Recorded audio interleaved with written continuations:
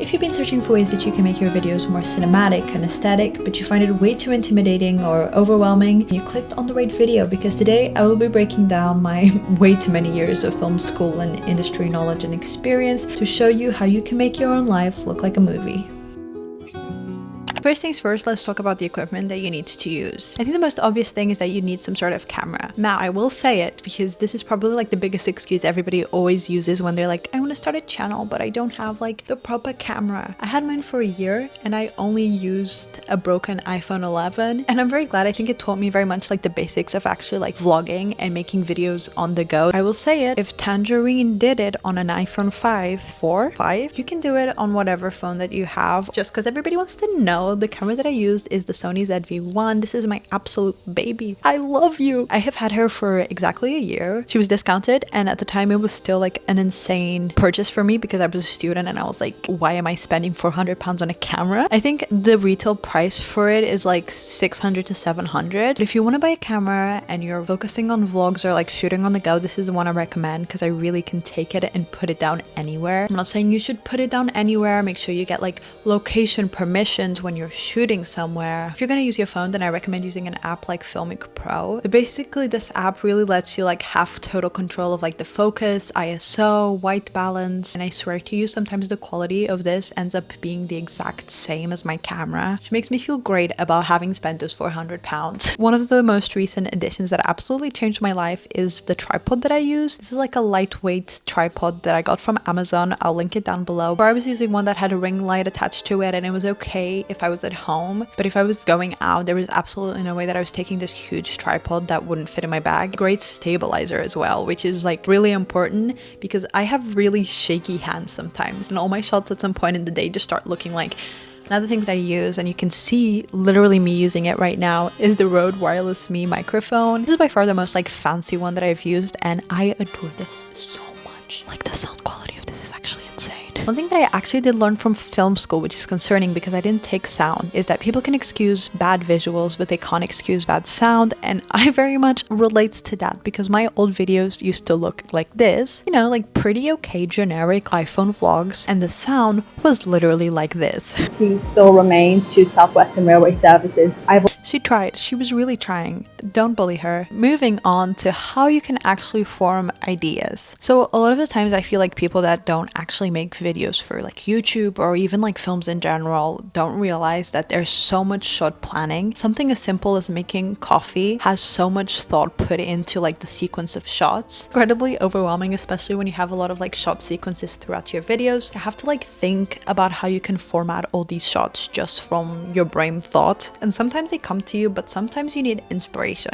So here's where my favorite websites come in. The number one's called FrameSet. It's basically just a database that has different like film shots, and you can search up what type of shot you want, or you can search up what the activity in the shot is. Another one that's similar is called Eye Candy. This one has GIFs, so it's like movement within the shot. So if you're planning on doing like tracking, dolly, and lastly but not least is probably my nearest and dearest friend, Pinterest. I use Pinterest for literally any decision in my life. I don't know if that's healthy, but I'm a visual person and Pinterest really helps me like figure things out. The reason why I like Pinterest is not that it's better than these other websites. In fact, if you're actually looking for cinematic shots, it's worse, but Pinterest has so much inspiration that kind of goes beyond just cinema shots. It's got photography, it's got pictures people have just casually taken on the street. I just liked a little bit about shots. What are shots? Thanks for asking. There are actually so many different types of shots, but if I really just water it down, the main three types of shots that you're going to use are wide shots, mid shots, and close-ups. Wide shots are great for like establishing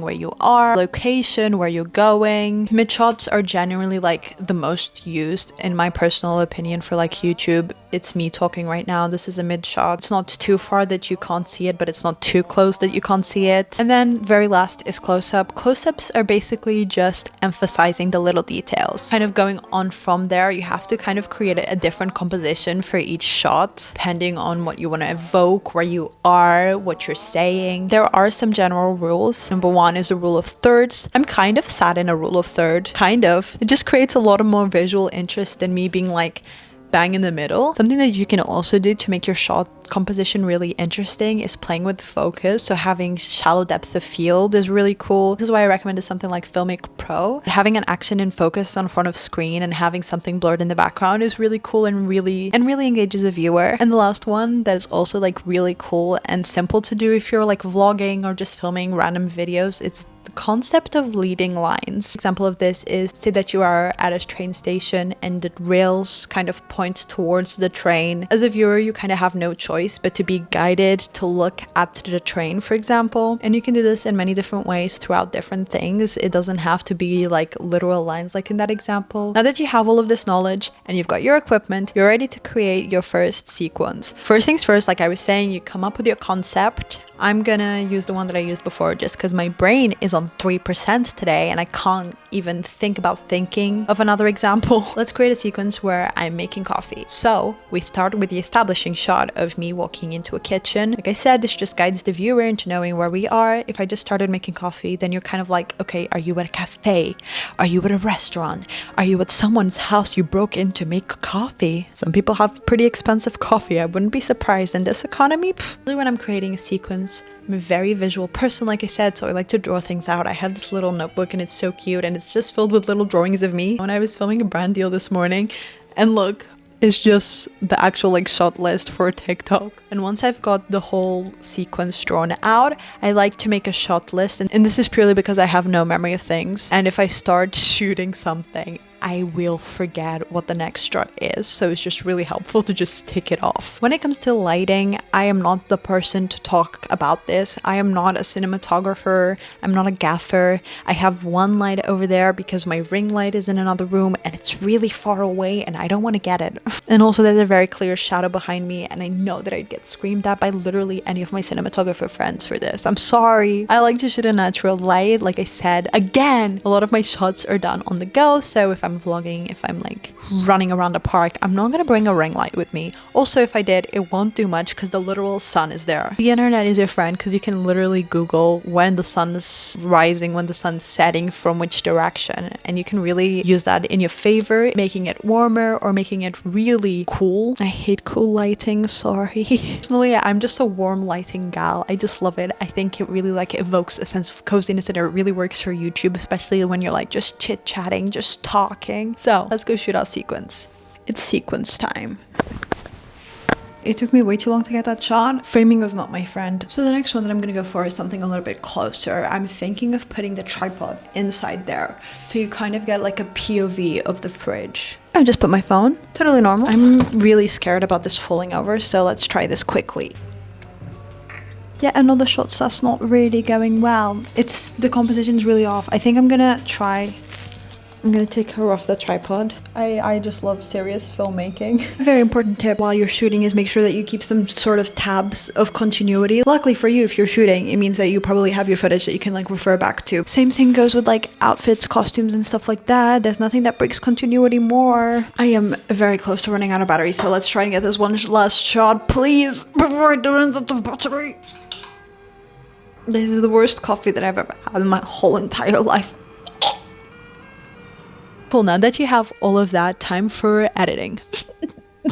I edit using Premiere Pro because in my head, paying monthly for a service is less money than just paying upfront for something like Final Cut, even though in the long term, it's more expensive. Just in my head, definition of girl maths. If you storyboarded your whole video, like I literally said, then it's gonna be super easy to just edit it because you will know exactly what clips go in which order. Let's edit this little sequence with me.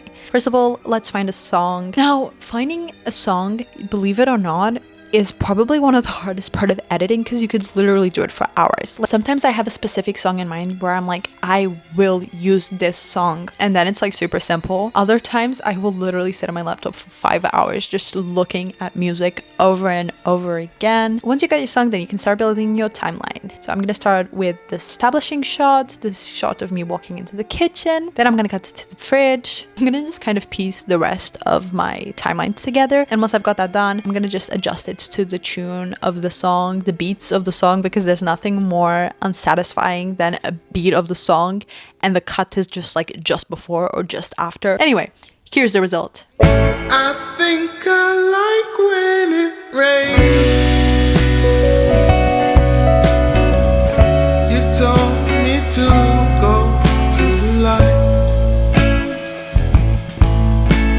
I sure hope it's good because I haven't filmed it yet. I really hope you enjoyed this video. I have been chit-chatting for way too long and I put way too much effort into this video. So if you enjoyed it, please give it a thumbs up and subscribe. And if you didn't, please give it a thumbs up still because my ego is really weak. I'll see you next week. Bye.